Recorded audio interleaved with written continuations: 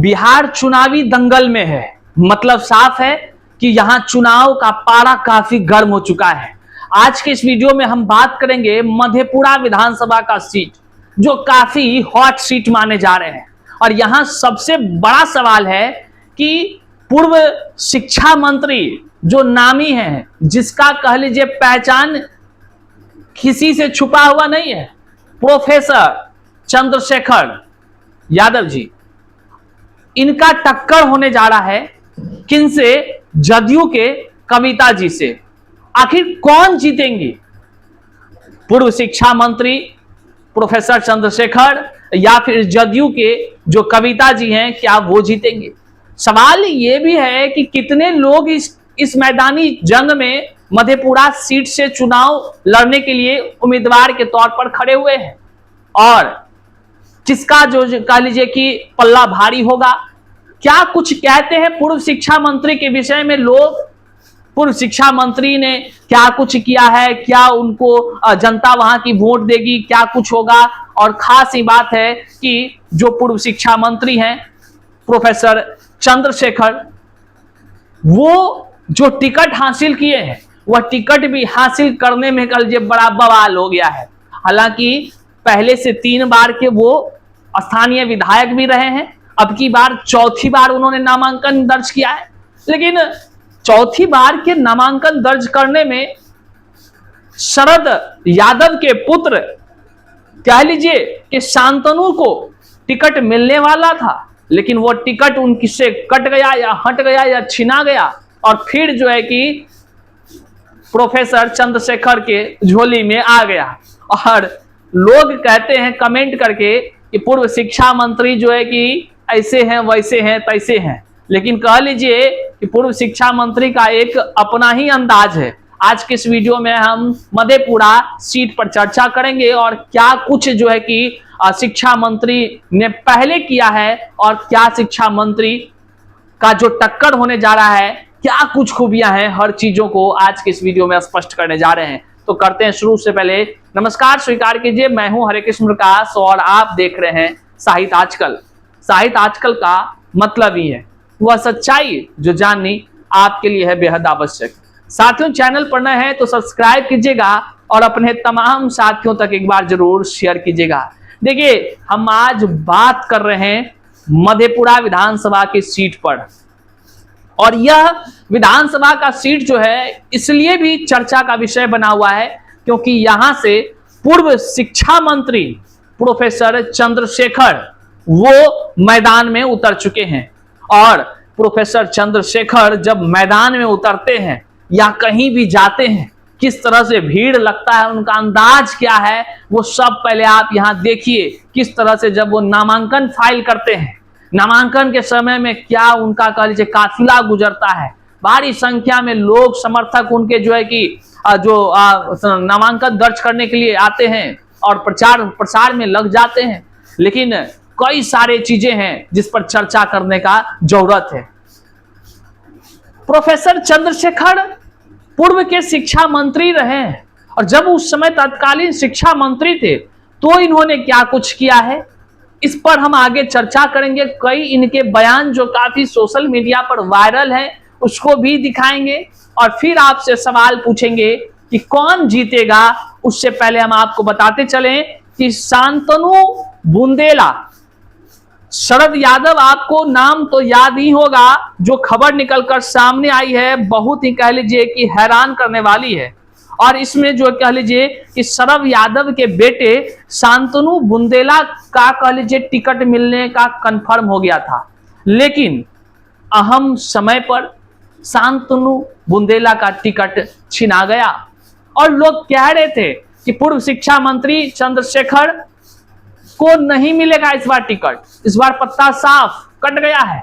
लेकिन कह लीजिए ये असली खिलाड़ी निकले, और राजनीति के दिग्गज खिलाड़ी तो पहले भी रहे हैं। ये 3 बार के स्थानीय विधायक हैं, और चौथा बार यह जो कि फिर से नामांकन दाखिल किए हैं।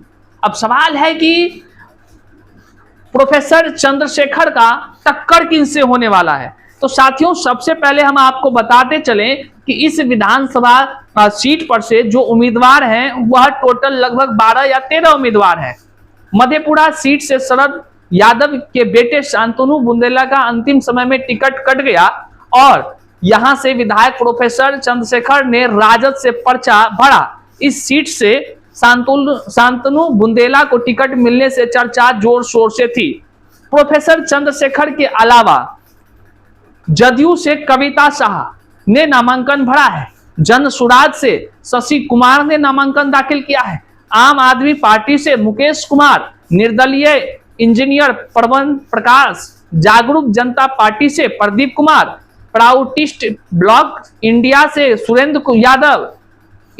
सुरेंद्र यादव, बहुजन समाज पार्टी से ललन कुमार राम, जनशक्ति जनता दल से पूर्व सरपंच संजय यादव, आदर्श मिथिला पार्टी से कामेश्वर यादव, निर्दलीय से संजय कुमार ने नामांकन किया है। साथियों, ये बड़ा ही कह लीजिए कि अब चर्चा का विषय बन गया है। अब हमने आपको बताया कि कितने उम्मीदवार, लगभग 12 या 13 उम्मीदवार जो है कि अब मैदाने जंग में जो है कि अब शामिल है, चुनाव के मैदाने जंग में शामिल है। लेकिन असली टक्कर की बात जो हो रही है पूरे बिहार में चर्चा है कि राजद के प्रत्याशी जो प्रोफेसर चंद्रशेखर हैं वो पूर्व के शिक्षा मंत्री भी हैं और जो कि 3 बार से विधायक लगातार रहे, हैट्रिक मारे हैं कह लीजिए, तो चौथी बार वो फाइल के। लेकिन इसको टक्कर देने के लिए जदयू के कविता शाह जी हैं, मैदान में उतरी हैं। तो कविता शाह जदयू से, राजद से प्रोफेसर चंद्रशेखर, वहीं पर जो स्थानीय मजबूत कह लीजिए इरादों के साथ संजय यादव जी भी उतरे हैं मैदान में। संजय यादव किस पार्टी के हैं तो आपको बताते चले, तेज प्रताप जी का जो नया पार्टी है उस पार्टी के हैं संजय यादव। संजय यादव काफी वहां लोकप्रिय भी है, स्थानीय भी है। अब 3 चीज लोगों में सबसे ज्यादा टक्कर की बात निकल कर सामने आती है और कौन किसका जीत होता है यह तो चुनाव का परिणाम ही तय करेगा। लेकिन अगर हम बात करें प्रोफेसर चंद्रशेखर का तो ये नामचीन हस्ती हैं, इनके विषय में लगातार चर्चाएं होती रहती है।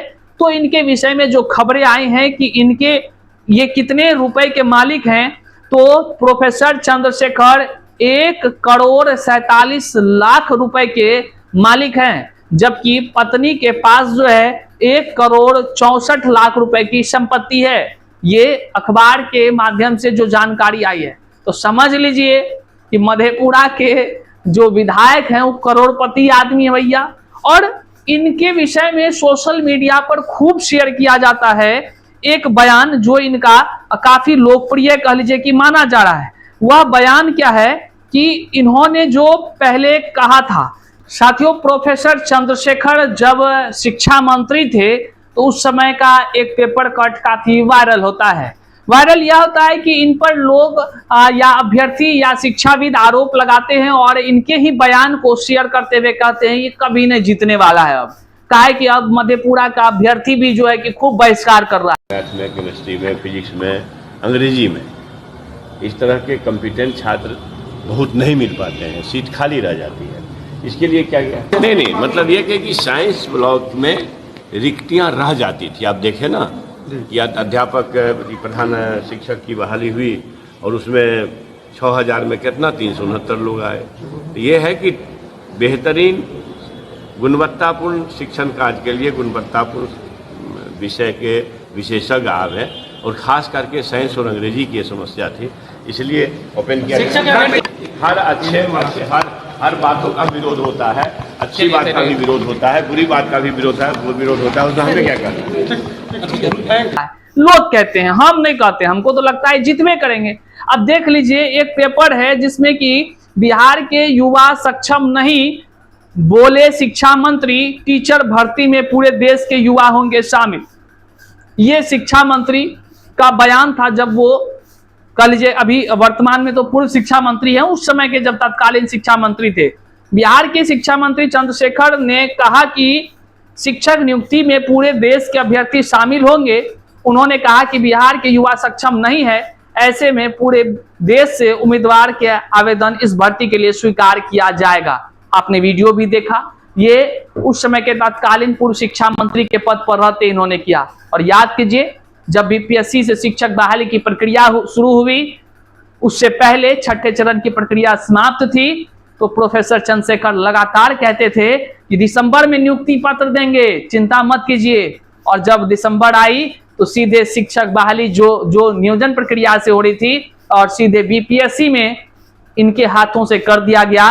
केवल इतना ही नहीं, डोमिसाइल नीति को समाप्त कर दिया गया।